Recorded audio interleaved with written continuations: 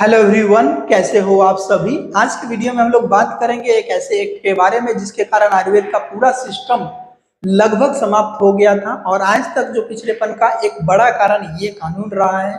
इसके बारे में बात करेंगे हम लोग और वो 54 डिसऑर्डर के बारे में बताऊंगा जिसकी आयुर्वेद में ट्रीटमेंट तो है लेकिन उसकी हम एडवर्टाइजमेंट और लोगों को प्रचार प्रसार नहीं कर सकते, जिसके कारण बाबा रामदेव को फटकार लगाई गई है। उसका कारण भी यही कानून है। तो चलिए डिटेल से बात करते हैं, क्योंकि मीडिया संस्थान और बड़े बड़े न्यूज चैनल तो आपको बताएंगे नहीं, क्योंकि उनको सिर्फ मिर्च मसाला चाहिए। तो चलिए दोस्तों, ये कानून कब आई थी? 1954 में आई थी।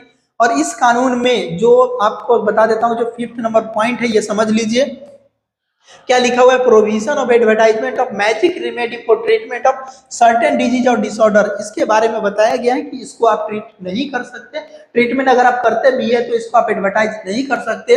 उसमें ये डिजीज बताई गया। अब रीजन क्या है कि ये डिजीज को उसमें इंक्लूड किया गया गवर्नमेंट के द्वारा। ठीक है दोस्तों, आप सबसे भी रिक्वेस्ट है कि इस वीडियो को पूरा देखिए। देखिए ये जो डिजीज बताई गई इसमें कौन कौन से डिसऑर्डर है मैं आपको बता देता हूँ। Appendicitis, arteriosclerosis, blindness, blood poisoning, Bright disease, cancer, cataract, deafness, diabetes. ठीक है, नर्वस डिसऑर्डर है। अब आपको मैं बता देता हूँ, अपेंडिसाइटिस जो है वो आपका सर्जरी का केस है तो आयुर्वेद में इसके ट्रीटमेंट नहीं है।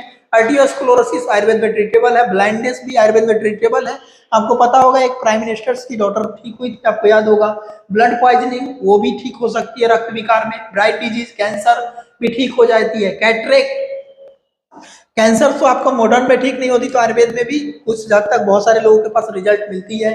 कैटरेक्ट में जो आई रिलेटेड डिसऑर्डर है वहां पर भी रिजल्ट है। डिफनेस हो गया, डायबिटीज है, डिजीज ऑफ नर्वस रिलेटेड है, ऑप्टिकल सिस्टम है। यूटेरस और मेंस्ट्रुअल फ्लो को मना कर दिया। अब आप समझ सकते हो कि फीमेल गायनोकोलॉजिकल में सबसे ज्यादा अगर किसी का रिजल्ट है तो आयुर्वेद का है। उसमें अगर क्या एडवर्टाइज ना करे तो कैसे चलेगा। Nervous system disorder of prostate gland, सबसे ज्यादा प्रोस्टेट के केसेस मिलते हैं देश में। ठीक है, और उस केस में भी एडवर्टाइज नहीं कर सकते, जबकि बहुत सारे आयुर्वेदिक मेडिसिन है जो प्रोस्टेट को ठीक करती है। ठीक है, ड्रॉप्सी है, एपिलेप्सी है, फीमेल डिजीज है, फीवर है, फिट्स है, form of structure of female bust है, गॉल स्टोन, किडनी स्टोन और ब्लैडर स्टोन। ये स्टोन की जो साइज पे डिपेंड करती है कि स्टोन की साइज कितनी है, उस पर ट्रीटेबल है। हालांकि गॉल ब्लैडर स्टोन में आप सर्जरी करते हो, लेकिन आयुर्वेद में बहुत सारे वैद्य है जो इस पे काम करते हैं और बहुत अच्छा रिजल्ट उनका है। गैंग्रीन में भी कई सारे जो डॉक्टर्स है उनका रिजल्ट अच्छा है। ठीक है, जो आयुर्वेद के डॉक्टर्स है, ग्लूकोमा हो गया, ग्वाइटर हो गया, हार्ट डिजीज हो गया, हाई ब्लड प्रेशर हो गया, लो ब्लड प्रेशर, हाइड्रोसिल की हालांकि आप सर्जरी ही लास्ट होप है, या ये हम सबको पता है कि हाइड्रोसिल वगैरह की जो सर्जरी है, हिस्टेरिया है, इन्फेंटाइल पैरालिसिस है, लेप्रोसी है, लिकोडर्मा है, लॉकजॉ है, ये सब आयुर्वेद ने भी इसको साथ देखा है, लेकिन कुछ हद तक रिजल्ट मिलती है, पूरे के कंडीशन में नहीं मिलती। Locomotor ataxia, lupus, nervous debility, obesity, paralysis, plague और ल्यूरेसी, आप सबको जान के आश्चर्य होगा, इन सब की ट्रीटमेंट आयुर्वेद के डॉक्टर्स करते हैं, लेकिन उसकी एडवर्टाइजमेंट नहीं कर सकते। Pneumonia, rheumatism, rupture, sexual importance, small pox, stature of person, sterility, इनोमेंट, ट्रेकोमा, ट्यूबरकुलोसिस, ट्यूमर और typhoid fever, ulcer of gastrointestinal tract और जो एसटीडीएस है, सेक्सुअली ट्रांसमिटेड डिसऑर्डर है, इसके ट्रीटमेंट जो है कर सकते हैं, लेकिन इसकी एडवर्टाइजमेंट नहीं कर सकते। अब मैं आपको बता देता हूं, आप सब लोग जरूर कमेंट करके बताओ कि इसमें से कितने डिसऑर्डर हैं जिसकी आयुर्वेद में ट्रीटमेंट है। अकॉर्डिंग टू मी 95% डिसऑर्डर है जिसकी आयुर्वेद में ट्रीटमेंट है। ठीक है, लेकिन किसी भी चीज की गारंटी नहीं होती है, ये मैं भी मानता हूं, लेकिन एडवर्टाइजमेंट तो कर सकते हैं कि हम ये चीजों का इलाज कर सकते हैं।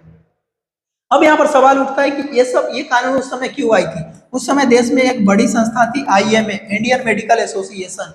इंडियन मेडिकल एसोसिएशन अभी भी देश में है। इसी का जो है, इस पे पूरा बोलबाला जो है वो फॉरेंसिक मेडिसिन, जो क्या सिंथेटिक मेडिसिन का रहता है, जो एलोपैथिक मेडिसिन है, जो फार्मा कंपनी है उसका जो है प्रेशर रहता है इसके ऊपर, और ये उसके अंडर टेकिंग में काम करती है। लोगों की भले से इनको अगर मतलब होता तो इसमें चीजों को कोऑपरेट करते। कई बार ये आयुर्वेद को नीचा दिखाने के लिए वर्षों से मेहनत करते हैं, और आज जो पतंजलि की सिचुएशन है उसमें इनका रोल तो है ही, लेकिन पतंजलि की खुद की गलतियां भी कई जगह है, ऐसा नहीं है।